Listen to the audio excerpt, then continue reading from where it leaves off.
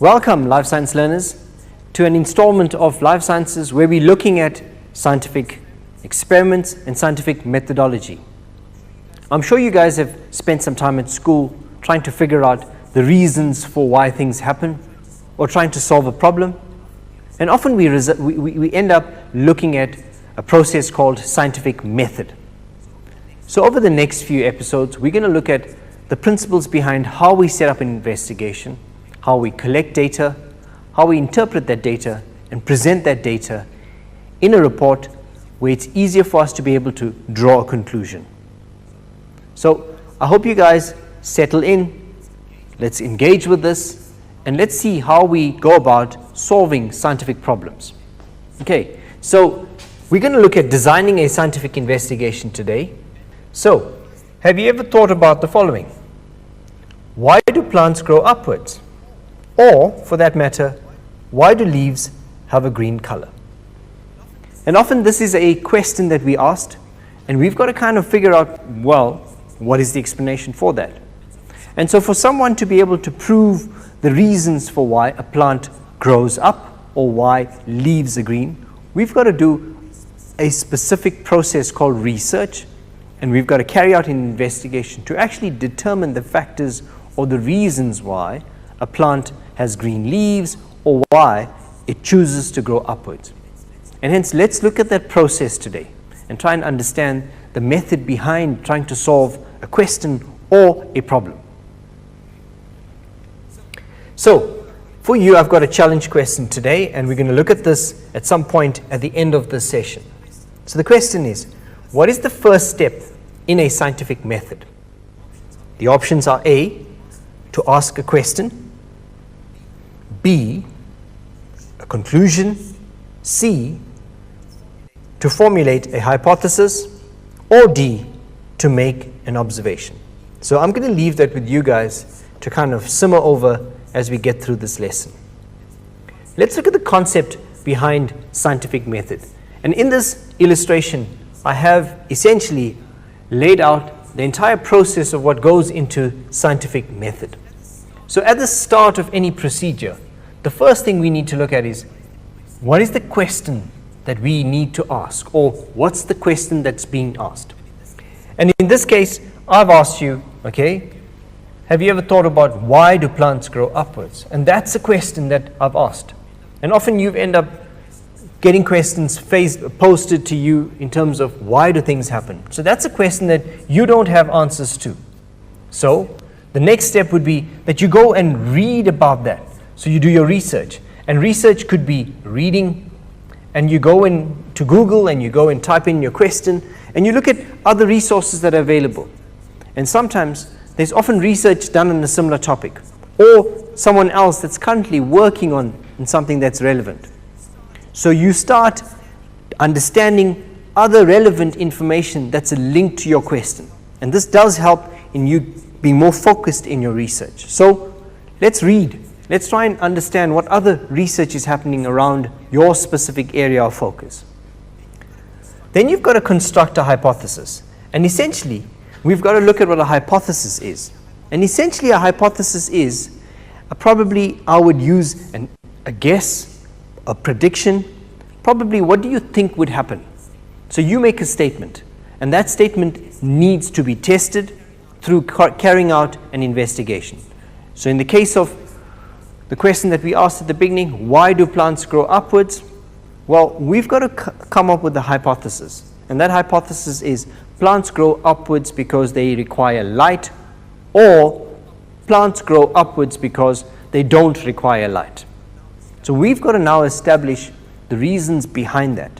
So now we've formulated a question, and we've got to now test a series of experiments that need to be conducted so that we can get an answer to that. So let's look at the next process. So we've got to test that with an experiment. So we've got to design an experiment where we can test and follow a specific method. So that would require a method where we carry out an investigation to determine whether light is needed for plants to grow upwards. The next step would be, let's see if that method actually produces results, And has that procedure worked? So we conduct an investigation using a scientific method, and then we look at whether that has worked. And there's two possibilities. Yes, it has, or no, it hasn't. If it has, we've got to analyze the data. And we've got to use the data that we've generated from that experiment to draw a conclusion. Once that is done, we can either align our results with our hypothesis, meaning that the results now support the specific hypothesis that we initially made, or it does not, and we've got to review our hypothesis. So essentially, we could, at the end, after collecting the information, realize that yes, the information supports the hypothesis, or no, it does not. And hence we've got to now evaluate our initial statement around the hypothesis. So that takes on then to the next process of scientific method, is communicating your results. And you'll often see that when you're doing research, you have to present a report. And that report is essentially a method of sharing your information to other people that will read that and have a better understanding of what you did, or for them to be able to compare their results or their findings to yours to see if there is some similarities or there's differences, so that there's more collaboration in science. And currently, if you look at globally, there's lots of research that's happening. For example, on trying to establish a vaccine for COVID or a cure for AIDS. So scientists around the world work, but they work in isolation, but they often collaborate. And that's part of sharing their information. And in science, you will see that that brings information together, that helps scientists to be able to communicate and collaborate, making discoveries much more effective and finding solutions much more easier. So that's the communication bit. However, there is a possibility that when you carried out your investigation, it did not work. So what happens then? So then we analyze, we reflect, we look at areas that have had problems. So we call them troubleshooting areas. We carefully check that all the steps have been done and that correct processes have been followed. And then we go back to reviewing the test. When we go and look at our hypothesis, and if we've got results now, and those are not aligned to the hypothesis, we may need to go back and review the experimental data, the background information. We possibly need to ask more questions. We need to review our hypothesis, and probably, most definitely, I would conduct the experiment again. And that's essentially done to ensure that we produce now results that are more reliable and we have more valid results. Two terms that we're going to refer to later on and try and analyze and understand what these terms mean. Right, so that's the overview. So generally, we need to follow the following steps, and if we take these steps into kind of consideration, we would have some idea as to how we would set up a scientific method. So the first is you've got to make observations, and you've got to set up a question. You've got to do reading around that, and that could be on similar research, it could be on facts or concepts associated with your research. In our example, what do plants need for growth? What do plants require in terms of for them to grow effectively?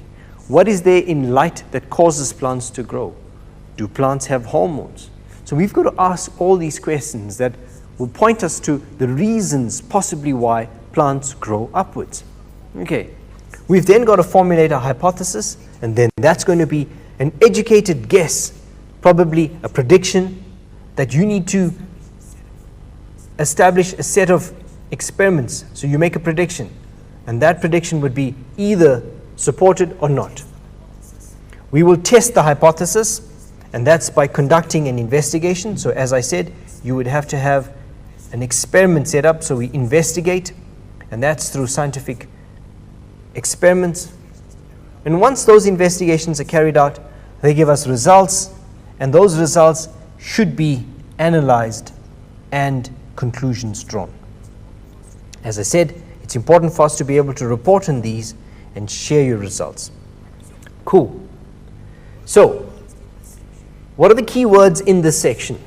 And as we get into this next segment, we've got to look at these terms, and so I'll unpack these as we get through. So I've mentioned the term hypothesis, and hypothesis is essentially an educated guess or a prediction around what might happen.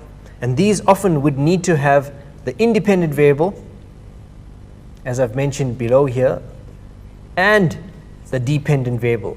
And these two variables would be what we actually need to consider in our experiment. Okay, we've got to have an aim, and that aim is essentially an investigative question around what we're trying to establish. We've got to know what our independent variables are, and that's essentially what we are testing or what we have control over. So what are we testing? That's the independent variable. We also need to identify how do we record results. And so what is our dependent variable in this? So recording, what do you record? And if you are recording the height of the plant or the light intensity, that would be the recordings that talk to the dependent variable. We also need to keep our control variables in mind, and those are what keep the experiment accurate and reliable. At the end, we've got to look at accuracy in terms of what did we do that ensured that our experiments were reliable. So we look at accuracy. We look at the reliability of our results, which essentially points to if you were able to do this experiment again, would you get the same results? So that's reliability. And how valid are these results? And validity talks about, is it valid enough for you to be able to share these, and so that someone else does these experiments and gets the same results? And that essentially talks to what we refer to as the validity of an experiment. So guys, we've looked at some key concepts. We've looked at the overview in scientific methodology. It's been an intensive session where we've been exposed to some new terms, some familiar terms, some not so. So I think you guys deserve a good break. Let's have a short break, refreshen up, and we'll see you in a short while.